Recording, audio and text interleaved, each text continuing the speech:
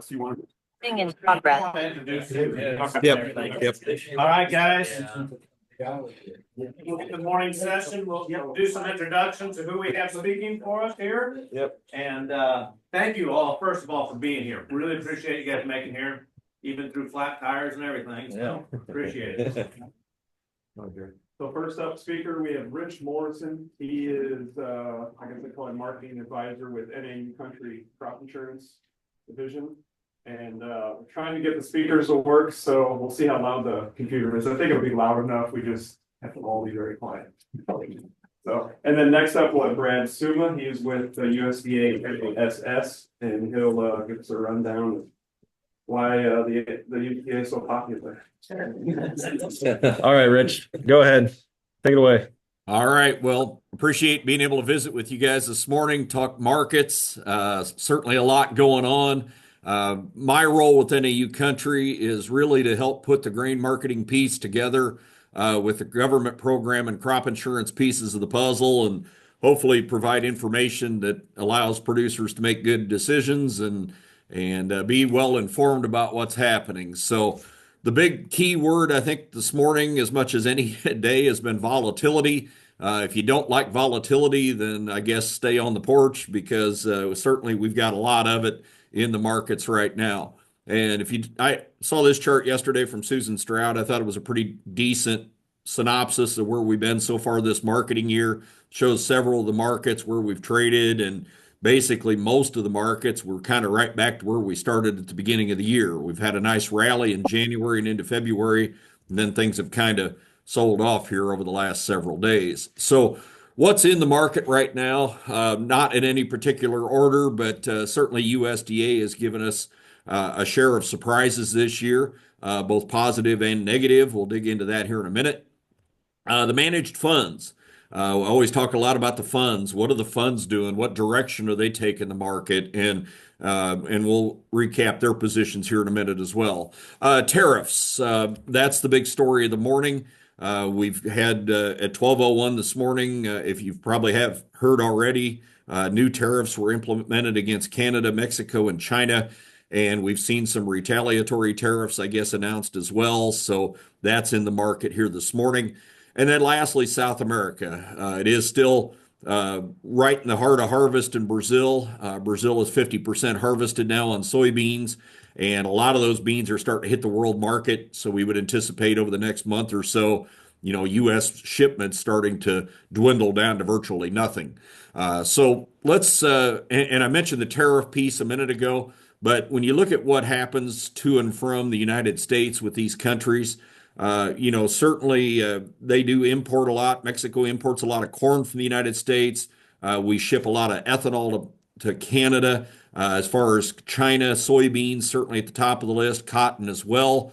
Now, coming from those countries, I talked to a lot of people in North Dakota. They would just as soon block the wheat coming out of Canada, coming into the United States.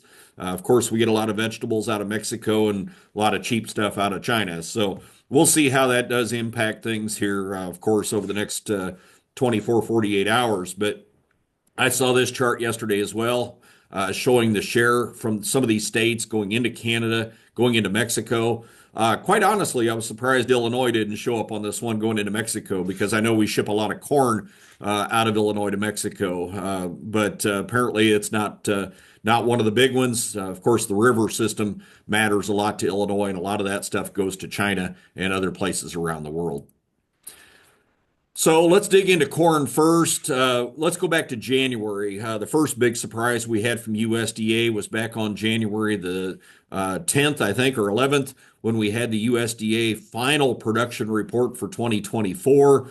The government came in, and that report lowered the U.S. yield 3.8 bushels per acre, down to 179.3.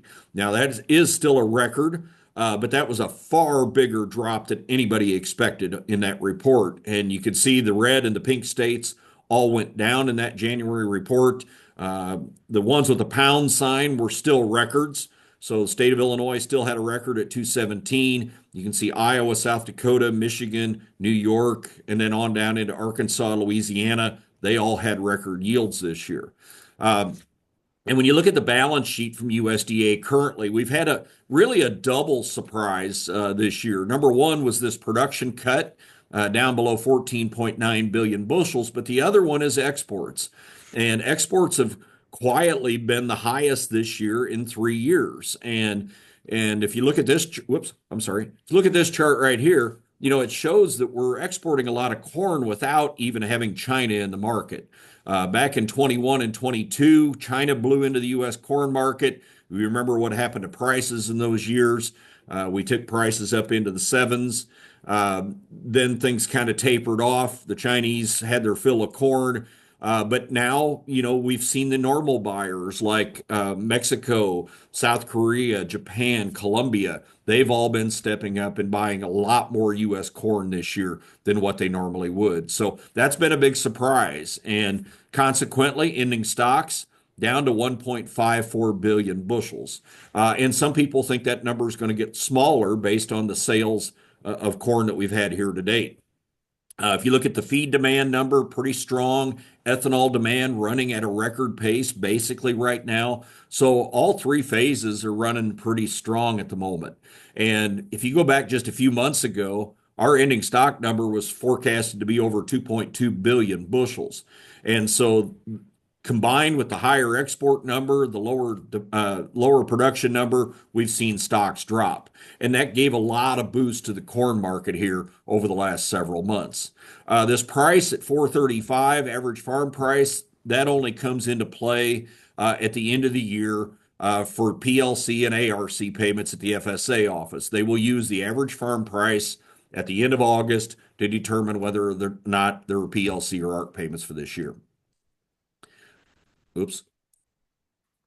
Sorry about that. So one of the reasons that exports have been stronger this year has been we don't have a lot of competition coming out of some of the other countries. Ukrainian corn way down.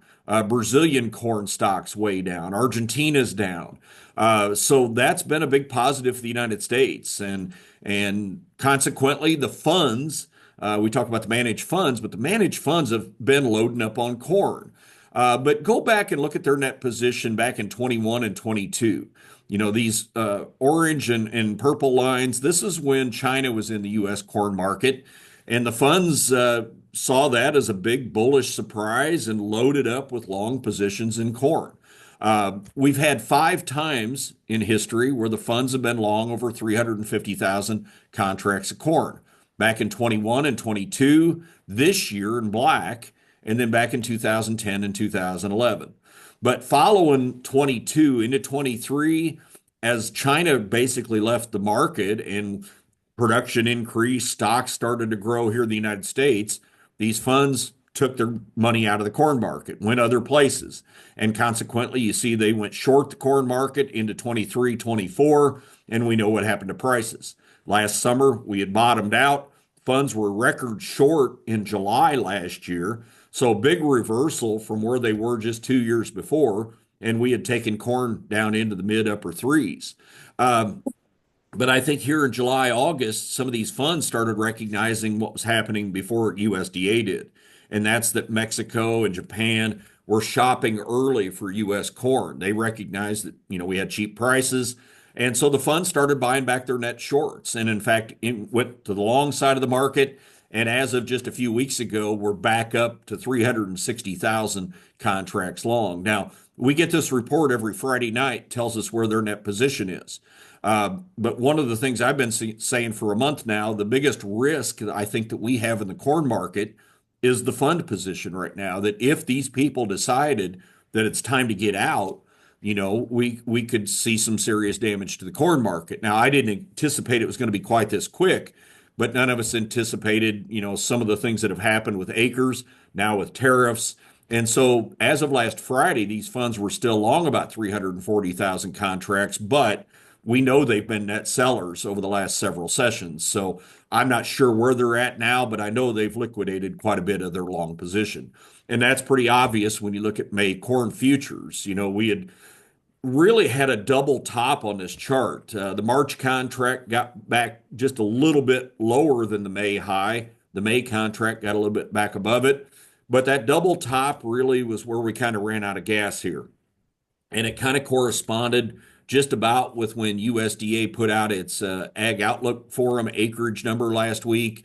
Uh, and then you've seen the tariff issue, and funds have just been liquidating pretty hard over the last several sessions. I think we've had 7, now it'll be 8 straight sessions of lower corn trade. Somebody used the phrase, corn or the markets tend to take the stairs up and the elevator down, and I think that's kind of what we're seeing now. We're even trading below the day of the January crop report, which was back here on this spike. But so it's been a heck of a roller coaster. One of the things I point out on all of my charts are these indicator lines at the bottom. The green line is the relative strength index, and the blue and the red are the stochastics. And these are both, I think, excellent indicators of an overbought or oversold market. And I like selling rallies. I think most of us do.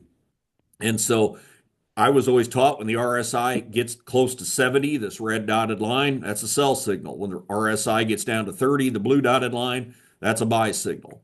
And so, we've had numerous times over the last several months where the RSI has pushed up into what I would consider overbought status, where it's been a good opportunity to reward the market. We had one for about a month here where the RSI was really up into overbought territory, same with the stochastics. And now we've backed off again. So I wouldn't want to be a seller today. Certainly, I'd want to sit tight. We've got the RSI at 25, stochastics moving into single digits right now. So this market is well oversold. Just a matter of when it's going to get its footing and when do we run out of get the weak longs out of the market, so to speak. Where can you return to? I guess I would watch the 9-day moving average, the red line, which is down to 484. That to me would be a decent target when and if the market turns higher, and it will at some point. And so, stocks of corn still aren't going to be a whole lot different at the end of the year. We're still, relatively snug at 1.5, 1.4 billion. So we're trading a lot of noise right now, I guess, in the market. So days like today, maybe you're better off just to not turn the screen on. Now, looking ahead to next year, I think that's where most of us are right now. And USDA came out with its Ag Outlook Forum numbers last Thursday, came out with a corn number at 94 million acres. I don't think that was a big surprise, but the trade apparently was a little surprised by it. It's up 3.4 million from this past year. So if you follow through their numbers, they think demand is going to stay strong next year. I don't disagree with that. And they think stocks could grow up close to 2 billion bushels, average farm price down to 420. The numbers that I'm kind of looking at are the second column. I think we could revert back to just year ago numbers. If we just flip corn and bean acres back to 94.6 million corn, maybe a little bit smaller yield than what USDA is using. I'm not as optimistic on feed demand based on just where cattle numbers are right now and hog numbers and chicken numbers. I don't see that we're going to bump demand that much from the feed standpoint, but I do think ethanol and export demand is going to be there. I would think there's a reasonable chance you could push, up to 2.1 or 2.2 billion bushels of corn if we have a reasonably good yield in the year ahead. The third one I got on here, I don't think this is likely to happen, but if things did get wild and crazy and we matched the record number that we planted back in 2012 of 97.2 million acres, now you're looking at potentially taking stocks up over 2.5 billion. What could cause that to happen? Well, certainly this bean corn ratio, if it stays, as tight as it is. The other thing I think is going to happen here at the end of March is we're going to get an influx of cash from the government on these disaster payments. So is that going to be enough to chase fertilizer prices and, maybe cause people to want to plant more corn acres? A lot's going to depend on weather and such. But when you look at the bean corn ratio, now this is a couple days old, but we're down 2.2 to 1. So it certainly does favor more corn. And we're hearing more corn expected to be planted just about every state that I've been in. I've asked for polls and everybody, I get several people raising their hand at each one. So I do think we're going to plant more corn this year. So December corn, it's followed the May contract. We've had a few different rally opportunities, not very many, but this last one lasted about a month, from about 460 to 480. And then we've just kind of kind of capitulated here over the last several sessions. The positive thing here, well, let's go back to December. You know, when we were sitting here at 440 corn, 430 corn in December, my targets were to get back to 450 and 460 to begin to trickle off some sales. Basically, these November and October highs. And we did that, and then we're able to push higher. And I guess I thought, you know, every dime up, you know, reward the market again with a little bit. Get started, just in case we do plant a lot more corn acres this year. And the market gave us some opportunities. That's kind of stepped by the wayside today. Again, the RSI and stochastics pushing into oversold territory here this morning at 447. But really want to focus on this insurance price. You know, we set the insurance average price at $4.70. And you know, you can use your normal insurance policy, 75, 80, 85% coverage. This year, one of the policies I'm looking at as a marketing tool is ECO. And ECO is a 95% county coverage. And if I assume going into the year that my county yield is going to be unchanged, I assume we have an average crop, then 95% or a 5% drop in price with ECO would start to trigger a payment. 5% off of 470 is 446 and a half. So we're basically there right now. So I'm looking at ECO as a tool. And if you look at the timing of when to sell corn, you know, really from right now through about the 1st of June is our best time of the year historically to be pricing corn. So I want to sell the rallies when we get them. We had one, but we still get the opportunity to take advantage of the insurance program. And so this was a letter, and if any of you subscribe to my market report, if you're not, you're welcome to. We send this out daily. It's no charge. This is by email, but this is from a couple of different dates over the last couple of weeks of different strategies you might want to consider on marketing corn this year. Number one, besides just selling corn, was a minimum price contract. And on this particular day, we had December corn at 476. I was looking at selling corn, buying a call, keep your upside open.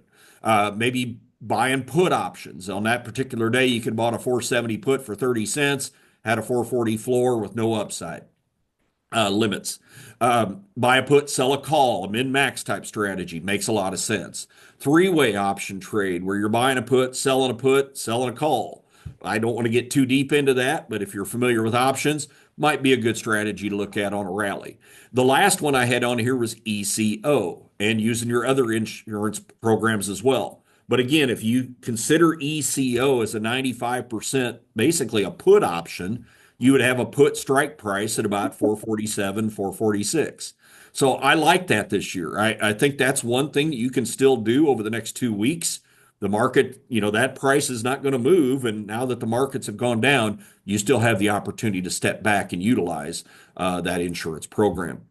Slipping over to soybeans, again, the January report was a big surprise to the bull side. USDA lowered the yield a bushel an acre overall. You can see the red and the pink states went down. Only 2 states with records, and those were Arkansas and Mississippi here this past year. And so when you plug that into their balance sheet, the column on the right, ending stocks did drop down to 380 million bushels, which is well below $500 million that we were talking at one point. However, this is still a 3-year high. And so we're not going to run out of beans this year. And we know, we'll talk about it in a minute, but we know South America had a record production. So we're not going to run out of soybeans. We're just not as bearish maybe as what we were at one point. Average farm price, $10.10. That was down a dime in the February report. And again, that'll be used at the end of the year for PLC and ARC potential payments. Now, the big positive in this report was the domestic soybean usage or the crush. We continue to crush record amounts of soybeans in the United States, and that's because we've had several new processing plants continue to come online.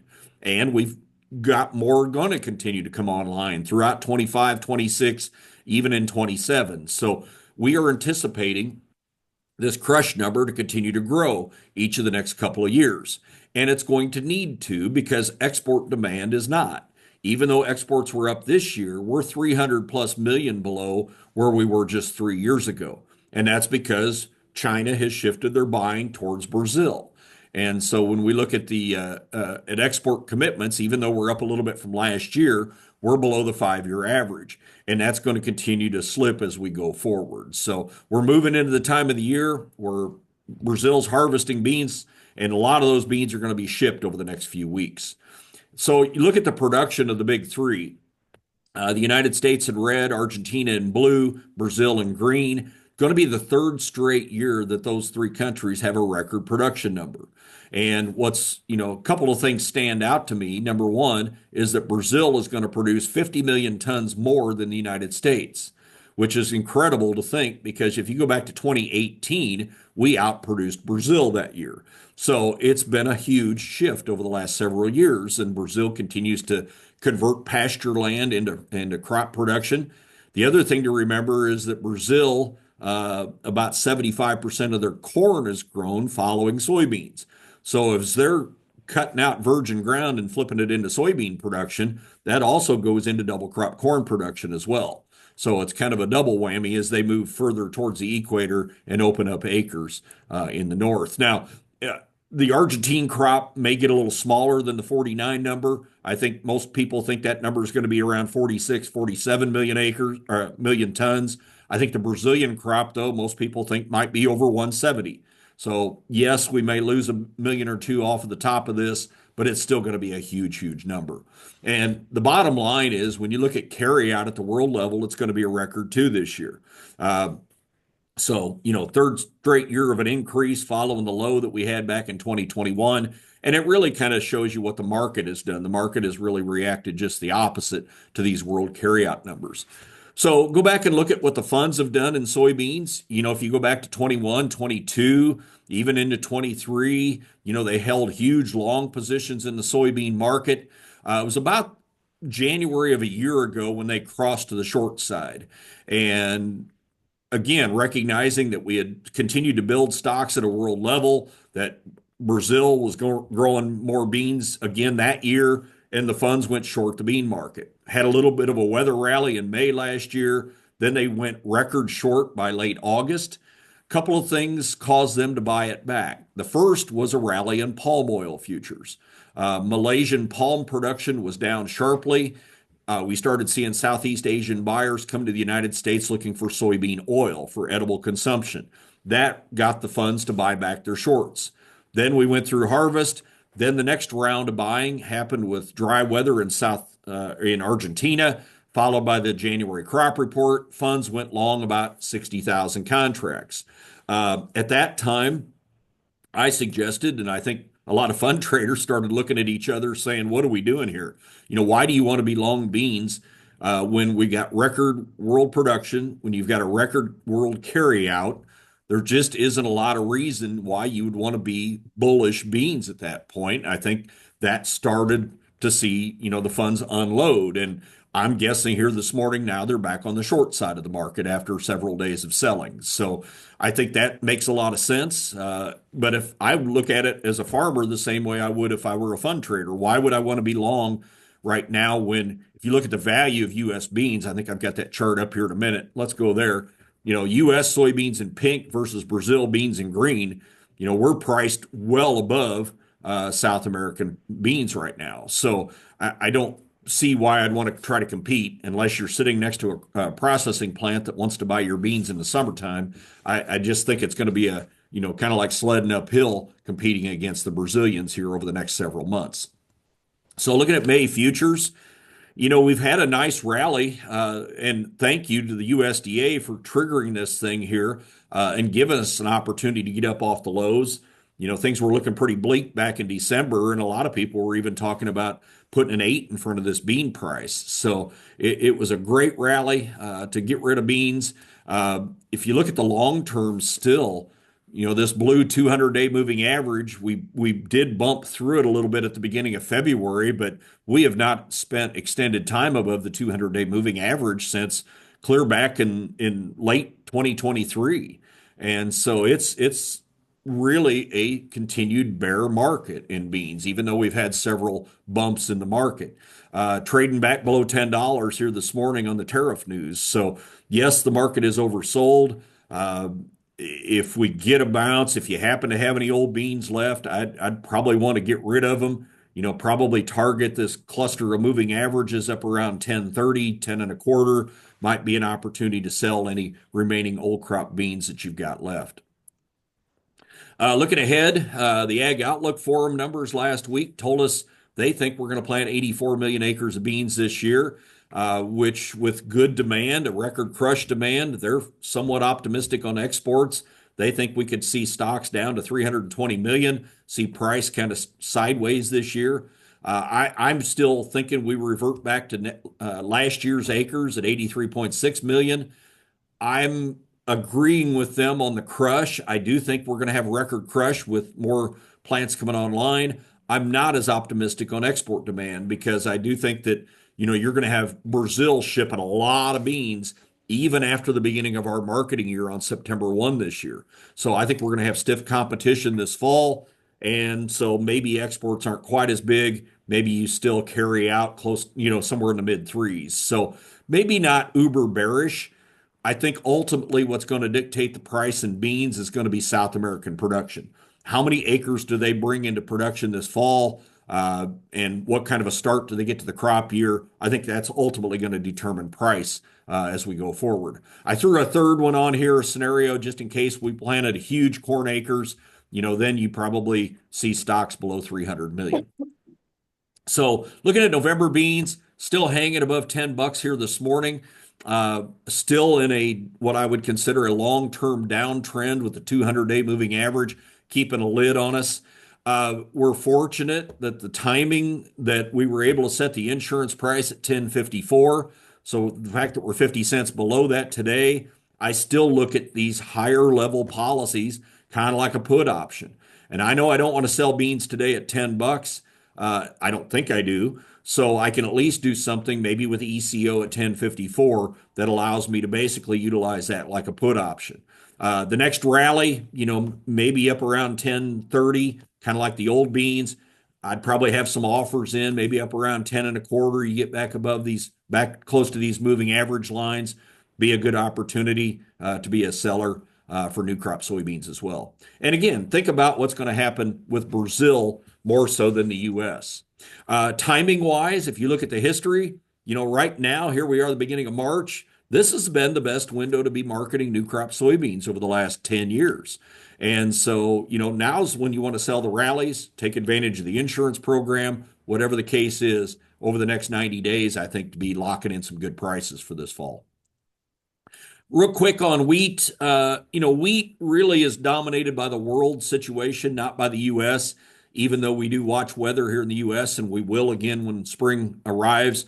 But world stocks have dropped again this year in stocks to usage. If you look at the big exporting countries, numbers are down, and most of that driven by Russian crop being down this year. So that has given some support to the wheat market from time to time. You can see Russian exports expected to be down significantly year on year from the record they had last year, certainly. But that did give a little life to the wheat market a couple of different times this year. But looking at the U.S. balance sheet right now, and again for this coming year, there's just nothing to get too bullish about. The most positive thing I think has been that we have seen exports come up. We have seen, because of the lower Russian crop, we have seen a few buyers trickle over to the United States. We're just, on the other side of the globe from all of the export business. And so, to come to the United States to buy wheat, it's not something that most buyers like to do. And so consequently, unless we have a crop problem here, you would expect to see stocks grow a little bit, average farm price stay fairly steady this year. So funds are on the short side of the market. They did rally a little bit here in January, February, most of that driven by the rally in corn. And now that the corn market has started to sag, we've seen the funds turn back to the sell side in soft red winter wheat as well. So looking at July wheat, we've had an opportunity to sell wheat above $6 for numerous days, a few weeks. We had the RSI. I had what I would call, wheat in the hot zone for about a couple of weeks. Did peak out over the 200-day moving average, but then now here we are following the corn market back down again. So kind of pushing towards the bottom. The RSI at 32, stochastics down into single digits. I don't want to be a seller today, probably be looking back at $6 again. You know, you've got and the 9-day moving average down to 588. So maybe that's even going to be a tough road to hoe to get back even to $6 at this point. One of the things I always like to focus on in marketing is the insurance price, which was set last fall at $594. And I always like to think if I could improve on that, you know, if I buy a guarantee with crop insurance using that price, if I can sell at a higher price, then I've improved my overall guarantee. So we've had a couple of windows to do that. That might be a good target to look at if the market is able to rally back again. So that kind of concludes what I was going to talk about today. Appreciate the opportunity to visit with you, you know, and helping you get some ideas maybe on putting the grain marketing piece of the puzzle with the other ones. If you've got any questions, let Alex know. We'd be certain to try to answer those. Anybody have anything for Rich while he's on?